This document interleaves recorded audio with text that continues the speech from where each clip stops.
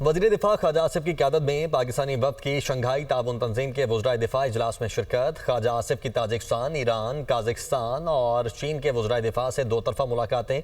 वज़ीर दिफा की इसराइल के ईरान पर गैर कानूनी और बिला इश्तियाल हमलों की शदीद मजम्मत।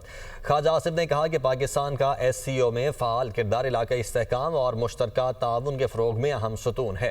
पाकिस्तान अक़वाम मुत्तहिदा के मंशूर SCO चार्टर और बैनुल अक़वामी क़वानीन की मुकम्मल पासदारी करता है। वज़ीर दिफा ख्वाजा आसिफ का गज़ा में इंसानी बहरान और इसराइली बर्बरियत पर गहरी तशवीश का इजहार। फ़लस्तीनी शहरियों पर हमले बंद करने और फौरी मुस्तकिल जंग बंदी पर जोर। वज़ीर दिफा ख्वाजा आसिफ की क़यादत में पाकिस्तानी वफ़द की शंघाई ताउन तंजीम के वज़राए दिफा इजलास में शिरकत। ख्वाजा आसिफ की ताजिकिस्तान, ईरान, काज़ाकिस्तान और चीन के वज़राए दिफा से दो तरफ़ा मुलाकातें।